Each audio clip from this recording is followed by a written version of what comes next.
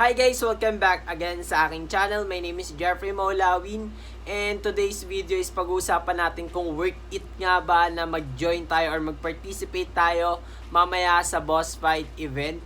So, kung bago pa lang kayo dito sa aking YouTube channel, please subscribe and hit nyo na rin yung notification bell para lagi kayong updated sa mga ilalabas kong NFT games or sa mga pinifeature kong NFT games dito sa aking channel.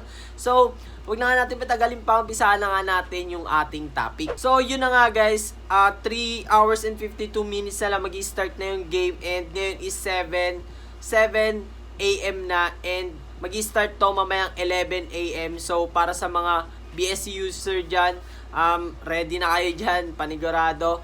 So, ako kasi guys is Cardia Chain user. And para sa mga Cardia Chain user dyan, pwede tayo makakuha ng idea dito guys sa gaganapin na boss fight event. Para kapag turn na natin para sa boss fight event is alam na natin yung mga pwede nating gawin, no? Kasi nga, para sa mga Cardia user guys, hindi pa tayo makasali sa boss fight event. Wala pa yung para sa atin, kaya be ready. And maki-update tayo mamaya sa mga maglalaro nitong boss fight event. So, yun na nga guys, punta muna tayo dun sa may Facebook page ni Bagsy. So, ito nga, pag-usapan muna natin yung about dito sa mga worthy pets na to and yung normal pet. So, alam nyo naman na kapag normal pet yan is makakuha kayo dyan ng 0.2 Defi token. And kung worthy pets naman yan is times 5 yung damage nyan and makakuha kayo dyan ng 1 Defi token kasi nga 0.2 times 5 is 1 Defi token na kaagad yun. So, ang para sa akin, ang kalalabasan nito kaya magta times 5 depende siguro kapag mas malakas yung pet mo na yon sa boss na yon or yung boss na yon na makakalaban ninyo is yung pet nyo is yung weakness niya. So, alam naman natin na kada boss is may weakness and ang mangyayari niyan, pwede nyo siguro bantayan, no?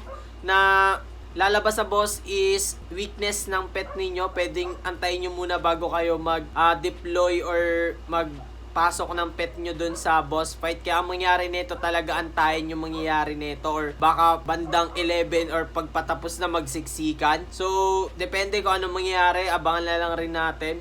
Pero para siguro sa akin, better na kung konti lang naman pet nyo, pwede naman kayo antay-antay. Pero kung marami, para sa akin, kunyari mga 100 plus or 500, para sa akin, okay na ako sa may mga 0.2 or kung worthy yung pet mo, pasok mo agad, 'di ba? So, yun, depende kung ano mangyari, abangan na lang natin mamaya. And, yun nga, ang tanong dyan is, worth it nga ba kung magpa-participate kayo mamaya, lalo na sa mga BSC user. So, kung 0.2 yung pet na ipapasok ninyo or yung reward na makukuha ninyo, then hindi pa kayo nakaka-last hit or normal pet nga lang yon. So, computein natin yan sa CoinGecko, no? Kung magkano yung 0.2 Defi token. Sa ngayon is 384.63 ngayon yung Defi token. So, tumaas siya kasi nga panigurado ang daming nag-avail siguro ng Defi token kasi nga dahil sa boss fight event. So, ayun, try natin 0.2. Okay na rin, 76 yung makukuha ninyo and yung babayaran ninyo guys na gas fee kasi alam naman natin na kada pet ninyo na i-deploy is may bayad kayo na BNB or gas fee. So, check ko lang ulit kung nasa magkano yon. Scroll up ko lang to. So, ito yung tutorial nila. Check lang natin ulit yung tutorial ko. Tignan ko lang kung nasa magkano 0.00, ilan ba yun? Yan, 0.001. So, punta tayo sa may CoinGecko ulit. BNB naman. Ayan. Lagay natin dito BNB. And then ngayon, nasa 20,000 ngayon yung BNB. So, nasa halagang 0.001. Nasa 20 pesos. So, pwede na rin guys. Nasa 50 pesos guys yung ma-earn ninyo kung ganito pa rin yung price ng Defi token. Nasa 56, no? So, depende kung tataas pa yung Defi token, pero possible na tumaas kasi marami pa silang i-update, 'di ba? And di pa na ilalabas. So, yun na, balik tayo dito. So, ngayon, yung earning ninyo is 50 plus or 50 pesos yung ma-earn ninyo kapag nag-join kayo. And after nung event or after nyo makapag-join panigurado or baka may gas fee na naman yan kasi nga kapag ka natalo yung pet ninyo is may stock siya sa smart contract and di nyo yan siya magagamit pa hanggat di pa natatapos yung event or yung boss fight event nga, hindi nyo yan sila may claim kaagad. So, after siguro ng event, sana walang gas fee para naman hindi na mabawasan yung na-earn ninyong DPET token. Pero baka may gas fee talaga yon kasi another transaction na naman yon. So, kung sakaling 0.001 rin yon, minus 20 pesos na naman yon. So, ang mangyayari niyan is nasa 30 pesos na rin yung inyong magiging earnings. Pero, yun nga, ang tanong kung sulit siya. Para sa akin kung sakaling BSC user ako, para sa akin naman, sulit naman yun, yung 0.2 na ibibigay nila din yung gas fee, 0.001 lang, or kahit mag-times to yun para sa pag-claim ng pet. Pero sana no, na walang gas fee nga yung pag-claim natin ng pet, lalo na sa BSC user, kasi alam naman natin na mas mataas yung gas fee ng BSC kaysa sa Cardia. So, kung ba't ko nasabi na sulit, kasi kung sakaling meron kayong 5 pet and kahit hindi yun guys worthy yung magiging pet nyo doon, panigurado makakuha kayo doon ng 1D pet token, no?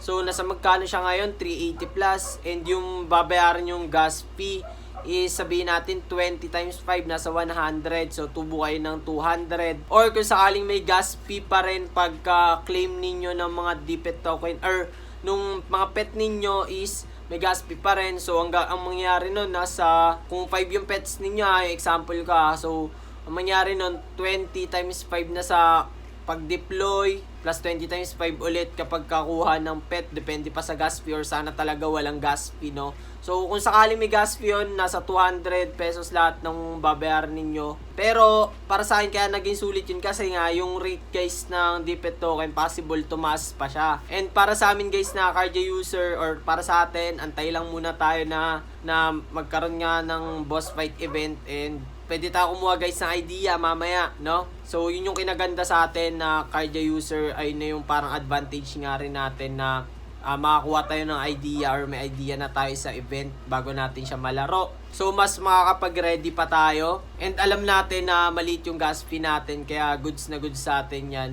So, isa pa sa theory ko is, di ba nga, every 15 minutes lang matatapos yung boss, or kailangan matalo na natin sila kada 15 minutes kasi nga magpapalit na ng bagong boss yon, or depende sa level, or ang sabi nga basta taga 100 level ata, or baka may mas mababa pa sa 100 level, or pataas na pataas yung level, nasa ganon. Ang mangyayari niyan, kung ganon, kung every 15 minutes, pwede nyo siya pala bantayan every 15 minutes yung boss. Nasa inyo kung kaya nyo siya bantayan, kasi possible kung sakaling nag-iba yung boss, maging worthy pet yung pet ninyo kapag katapat yung boss na yon. So, sana nagigets, no? So, ang computation ko doon, kapag na-maximize yung 15 minutes, guys, is nasa 18k na pets yung mapapasok doon kapag nakapasok yun, guys, sa loob ng 15 minutes or na-maximize din, di pa rin natalo yung boss. Kasi kaya ako nasabing 18k kasi nga,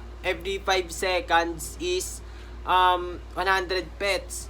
So, kung sakaling kada 5 seconds is nakakapasok or napupuno yung 100 pets na yon, ita-times nyo lang yan sa 12 kasi nga 5 seconds para maging 1 minute. So, nasa 1 to yun, then times nyo lang sa 15, nasa 18k kasi nga 15 minutes. So, yun, abang-abang tayo mamaya, and good luck guys sa mga magjo-join dito sa boss fight event. So, good luck sa inyo, and maraming salamat sa panonood ninyo. Yun lang yung thoughts ko about dito. Mag-update ako ulit guys kapag ka-turn naman natin mga Cardia user. Maraming salamat sa inyo. Please like, subscribe, and hit the notification bell para lagi kayong updated sa susunod ko pang video. Peace!